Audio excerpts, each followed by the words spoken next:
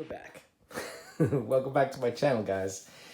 It's Paul here. I wanted to go through some Calathea stuff with you guys because, as you can see, Calathea do really well in watercolor. And I've said that a million times. I have a bunch of videos on it. But in particular, the Roseopictas, medallions, those types seem to go, they go crazy. So this plant was pretty small. Wasn't tiny, but it was small when I got it. And this is, I think, Roseopicta Rosie, I believe. I'm not 100% sure. I can never remember the names. I don't keep the tags. Or this one didn't come with tags, actually. But I just wanted to show you guys. It's facing towards where the light comes from. That's why it's all on one side. But lots of new light roots there. It's been in watercolor for quite some time. See the roots? I kept most of the old roots. That's what all the dark roots are. And they seem to have adjusted and put out some new roots. But those old roots are functioning as well. They're not rotting. They're not dying. They're doing just fine. And we have some growth points. As you can see, the little one right there in the front. And this growth point, there's a new leaf right here coming out, about to unfurl.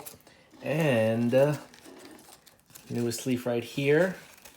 They come out like a grayish green, like a minty color, and then they turn this beautiful reddish, purpley pink, fuchsia, whatever you want to call it. But look at these leaves on this. This is just doing so well. So well that I got myself another one a couple months ago. And I did the same thing. It was a small one, as you can see here. Ripped it right out of that, not ripped. I transferred it from soil and put it into watercolor. And as you can see, it is doing very well that it's got a new leaf. And I believe that's a second new leaf. This one here was another new leaf, I believe. And the roots are looking good. We got a lot of new root growth there. As you can see, the lighter roots are the new water roots. I gotta top this one up a little bit, but there's a growth point there, as you can see, and another growth point there, as you can see. I don't know if you could see it. Yeah, 1, 2, 3 little growth points, and the main plant doing really well. Okay. Again, just to reiterate, I use either an orchid fertilizer because it has a lot of macro and micronutrients, has higher nitrogen than a lot of the other hydroponic nutrients, but I also use MaxiGrow as well. I tend to lean towards the orchid fertilizer because I get the best results, as you can see. And I don't even fertilize these guys very often at all. I'd say maybe once a month. That's what I've been doing. And I keep topping off the water, and then when it's time to refeed, then I flush and give it fresh water. I use just tap water. I was using aquarium water conditioner to remove all the heavy metals and chlorine, but I haven't been doing that, and it hasn't been an issue. It has not been an issue with my tap water. I can't speak for anybody else's tap water, but mine is doing just fine.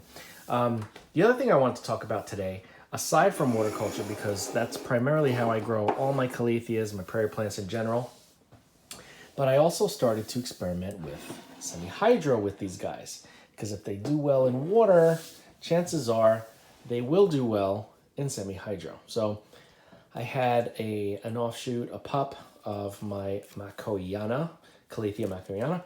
I put it into some lava rock because that is one of my favorites. I'd say that it probably is my favorite semi-hydro growing media, and I have a lot of it.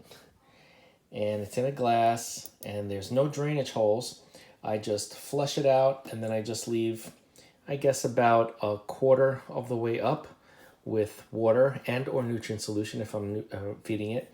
And I was looking for some roots. I didn't see anything until I came around this side. Let me bring it to the light. Look at this. This is just where I can see. So there's got to be other roots inside the middle of the lava rock. But as you can see, it's spreading out. It's doing well. This is a new leaf here. Let's see if there's another new leaf. I think this is one here too, because there are a bunch of babies clustered together. There's like 3 plants here in one. They're all connected though. But the plant is doing fine, transitioned fine. It really didn't have many roots when I put it in here. It was just kind of like a pup that I said, all right, let's experiment with this one, because I have a bunch of Macariana. I love them. And so far, so good. I also wanted to try Tenanthe. So this is a Tenanthe mirabilis, I believe, something like that. It's like the Burlmarxii, but it is the smaller veined, like the dark green veins are more narrow than the Burlmarxii. And anyway, so I put this one into the lava rock as well. And this one, let me go up to the light, really started taking off with roots. We got a root there. See if there's any others I could see. There's a root in there, a root over there, a root over there. So it's really going nuts. And one thing that I'm noticing is the roots like to stay in the, let's say, the damp area, not necessarily they haven't made their way, at least, to the completely submerged water area. Could just be because the base of the plant is in the middle of the lava rock, and lava rock is great at wicking moisture, better than leca. Leca has like this little wicking area and then it's all dry. Lava rock, if you have them nice and densely placed, they can wick just about up to the top of your vessel. Oh, I just noticed there's also a new growth right there. There's a baby coming out.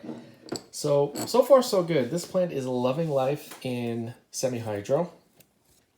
Semi-hydro is an amazing way, and to be honest with you, I would, if I could transfer all my Calathea over to semi-hydro instead of water culture, I probably would. And just hear me out.